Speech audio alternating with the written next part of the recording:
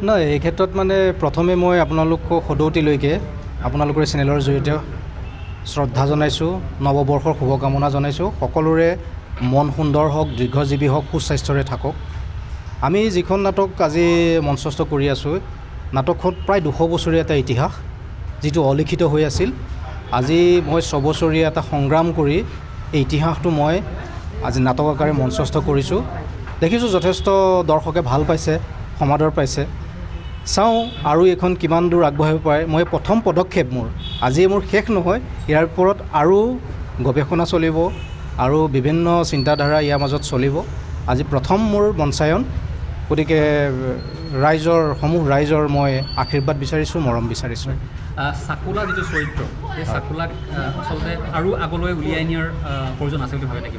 নহয়, চাওক, আমাৰ যিটো অঞ্চল বৃহত্তৰ চকলাঘাট, যিটো ৰেভিনিউ ভিলেজ যিবিলাক আছে, সেই চাকুলা কৈৱৰ্তৰ নামেৰে বাগৰি বাগৰি আজিৰ তাৰিখত চকলাঘাট হৈছেহি, চাকুলা কৈৱৰ্তৰ নামৰ পৰাই।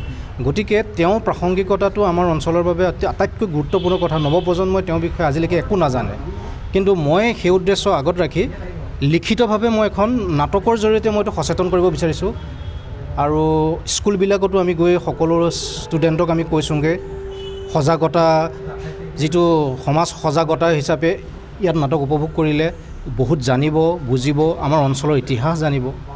গতিকে সেই ভাবিয়ে মই এই কামখন আগবঢ়াইছোঁ। আৰু চাকুলা আপুনি যদি এই ক্ষেত্ৰত আগভাগ নল'লে হ'লে হয়তো সময়ৰ ফলত হেৰাই গ'ল হ'লে, গতিকে এই ক্ষেত্ৰত আৰু আপুনি গৱেষণা বা তেনেকুৱা কিবা প্ৰয়োজন আছিলে বা কৰিব নেকি আপুনি আগলৈ?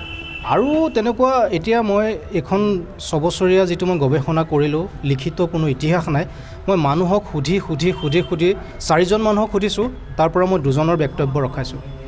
গতিকে মোৰ মানে কষ্ট হৈছে, যেনেকৈ ডেড বডি খান্দি পেলাই উলিয়াব লগা হৈছে কথাখিনি, তেনেকৈ মই উলিয়াই লৈছোঁ। আৰু মই ভাবোঁ ইয়াৰ পাছত মই বিহুৰ ওপৰত তেনেকুৱা গৱেষণামূলক এটা চিন্তাধাৰা ৰাখিছোঁ, সেইটো আজিৰে দৰ্শকে গম পাব।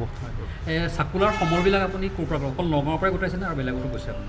মই যিটো আমাৰ চাকুলা ঘাটৰ যিটো বিখ্যাত ঘাট, আমাৰ সোণাই পাৰৰ সোণাই কাষৰীয়া যিখিনি অঞ্চলৰ মানুহ, সেই মানুহখিনিকে মই সুধিছোঁ। আৰু তেওঁলোকৰ ইতিহাসটো আমাৰ বহু মানুহে পুৰণা মই যিসকলক সুধিছিলোঁ, তেওঁলোক আমাৰ মাজত বয়সস্থ কেইবাজনো নাই। গতিকে তেওঁলোকে জানিছিলে আৰু মোক বিভিন্ন তথ্য দিছিলে। সেই তথ্যৰ ওপৰত ভিত্তি কৰিয়ে মই অকণমান নাটকখন কৰোঁতে অকণমান মোৰ মানস পটত মই কিছুমান কথা আনি লৈছোঁ, মূল কাহিনী আঘাত নোহোৱাকৈ। গতিকে সেইখিনি মই চেষ্টা কৰিছোঁ কৰিবলৈ।